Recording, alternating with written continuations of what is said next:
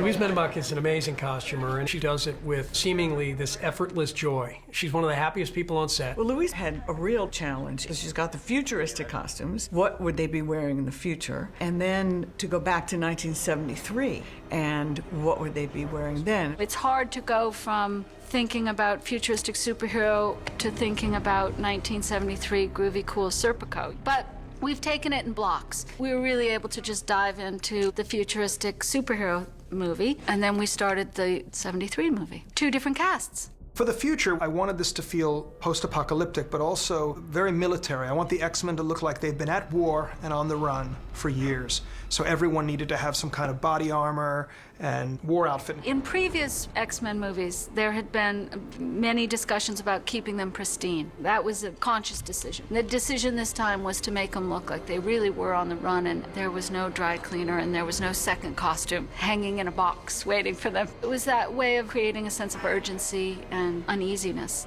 I've won the dirty contest, I'm pretty sure. How dirty I get to be. My mom would not be proud. Any other superhero movie I've worked on has been the Gang of 5 or the Gang of 6 or something like that, but never the Gang of 20. There's a lot of them in this. And they all have to have their individual look, which was different from the other movies. I think it represents what the character's about. She wanted Bobby to have sort of like an urban feel, like the jacket he wears is a bit oversized, like a snowboarding jacket. The pants hang a little low. And that first image of Bobby in the film is basically riding the ice slide. And I love that there's like movement. Professor Xavier has been seen as something of a peacock over all these years. Quite exotic-looking suits. It had never occurred to me that that was a pattern that would ever change until the script for Days of Future Past arrived, and at long last, after what, 14 years, I get to look like a real superhero. It was the hardest costume for us to do. We did more passes of Xavier than we did with anyone else. We did many, many illustrations of that before we got something that Brian was happy with. The costume that stood out to me most is the one that Fan Bingbing wears. That costume weighs minimum 25 pounds. I swear, I don't know how she put that on and ran around every day. What Louise did was she went off to vintage stores, found beaded collars, and put them all together in this amazing design, which she puts on the back of the jacket and on the epaulets. It's brilliant. 其实你看到Brian 给我了一个这么让大家嫉妒的戏服，就已经知道他很偏爱我了。这个角色我喜欢我所有的造型，我喜欢红色的头发，喜欢粉色的皮肤，然后喜欢让哈利贝瑞跟 Hugh Jackman 都妒忌的这个戏服，所以所有的一切都让我觉得很兴奋，我非常的开心。This is something you wore when you were the bodyguard of a mafia asshole. So it's like I think you'd be less snazzy. You'd be more. One of the things that's so much fun about what we're doing now with the franchise is because we went backwards to the 60s and the 70s. You really get to take advantage of the clothes and the visuals and the music from the period. I find the 70s is a really fantastic era to have the X-Men exist in. Louise and I really work with the costumes to make sure that they all were authentic period costumes. It still was coming off of the 60s. It still had the silly psychedelic shirts and the long pointed collars on the men's shirts. There's one scene where Mystique is in the airport and she's got midriff showing because that's what we wore, a halter top. I really loved doing the 73 stuff. And I talked to John Meyer about this, the production designer, about how important it would be to have all the patterns of the 70s and the textures, which was a huge part of the art and the clothes in the 70s. And there certainly was a color palette that we identify with the 70s, the browns and rusts and oranges and greens, and we have incorporated all that. They had to start well in advance assembling all this vintage clothing. She goes out and finds the real stuff and sifting through from what's special and will be remarkable and help really kind of set the tone for the actors and for the film as a whole. The 70s, it's got bell bottoms and large collars and funky sideburns. I love James' kind of Liberace shirt that he always wears. Bell bottoms are fun. My outfit with the Vietnamese general, I thought that was cute. The boots and the onesie. James loved his costumes, and I wouldn't be surprised if he stole a couple of those shirts. But, you know, the actors love the masquerading and exploring the 70s, and not just the styles, but the attitudes.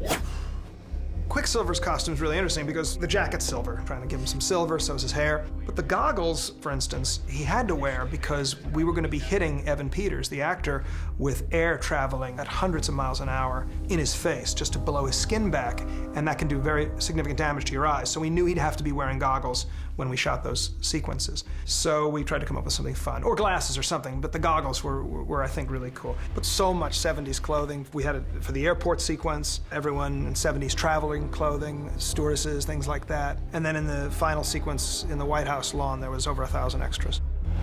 Suddenly the door opens and who with this guy? It's fun, we'll show it to you, but these tube units are closed and flip open as the first movement.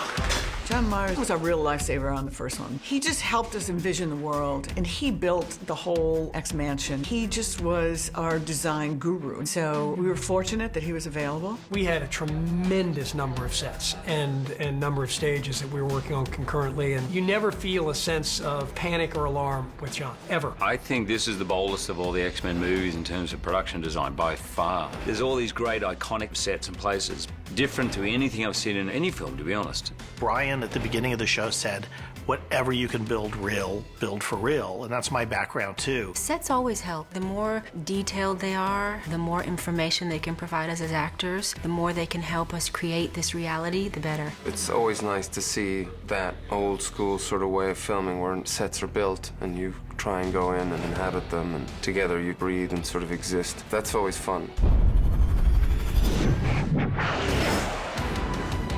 We started immediately talking about the language for the future, that everything was very streamlined, and this idea was the beginning of the thought of the jet. And then again with the whole X idea, our X jet, when it's flying, it almost looks like a missile, and when it slows down and stops, it actually opens up into an X.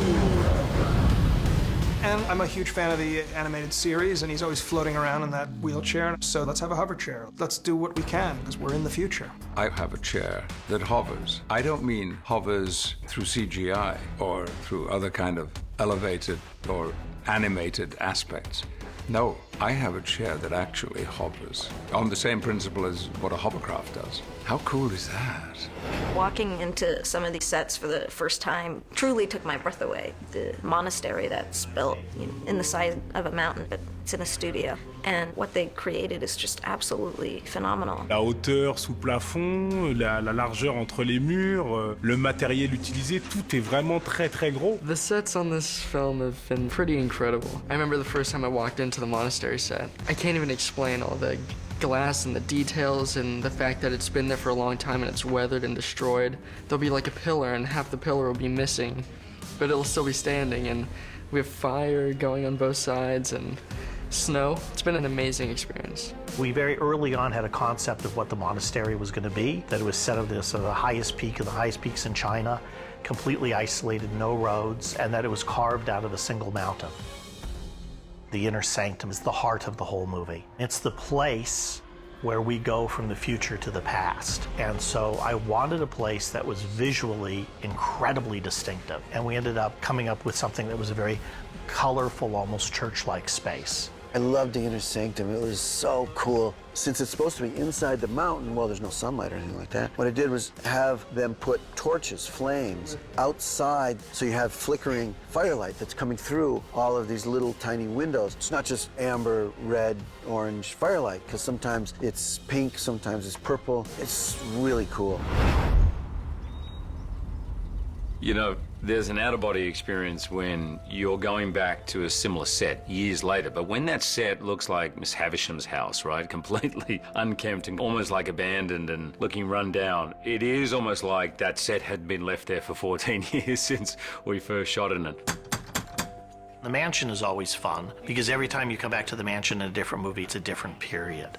This study is way more a den now than a study, I think. I don't think much studying happens in there now. I think it's all, fairly psychedelic music and maybe some cool Indian sitar playing on his recorder and sitting with a hookah. Something I'd always wanted to do, if we had a chance to build one, was to put in a big X staircase.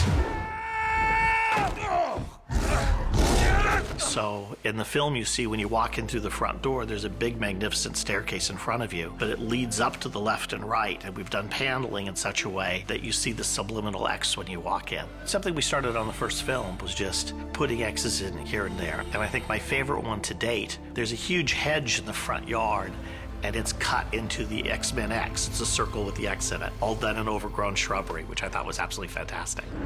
You guys won. I didn't do anything. I've been here all day.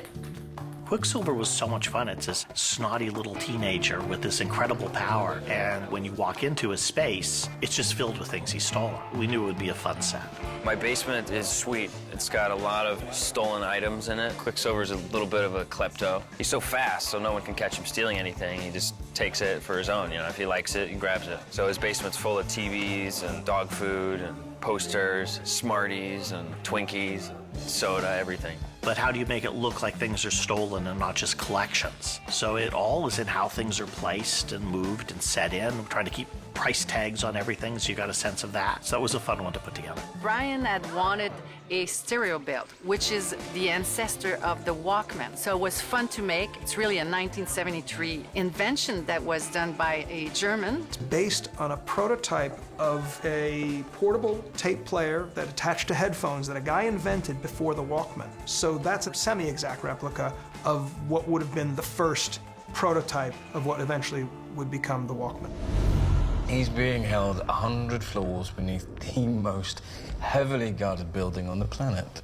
Then we have Magneto in the plastic prison, and I had fun years ago designing the first plastic prison, which was basically a plastic cube that was suspended in a big space. And I thought, well, we can't do that. You can't just keep doing the same thing. John Meyer is a very clever guy. So when it came to another plastic prison for Magneto, he presented me with this drawing, and it was just sort of a different kind of plastic box. And I looked at it, and I became instantly angry and irate. And I was like, we did this in X-Men 1 and 2. What are you doing? Why are you showing me that, John? I mean, this is ridiculous. It's all a technique that these sneaky production designers do. He says, oh, okay, well then, and he turns it over, and suddenly there was the drawing of him in that hole in the floor, which is even more degrading than a plastic box. And I thought, that's cool. And he's like, yeah, I thought you would. And then I realized that top one wasn't even meant. He would have torn it up if I had picked the top one. The cell is great because it starts to give me an idea of a past life, how he manages to get through this 10 years and what sort of state of mind he's going into and what sort of focus he sort of brings around. I think visually it's just so beautiful and so stark, and it's hard to do plastic without it looking kind of cheesy. The 70s were a little cheesy because we really got carried away with plastic, but this is like a whole other level. From the first movie, it was important that we feel this is a believable world with real characters who just happen to have these extraordinary powers. So with John, he understands that.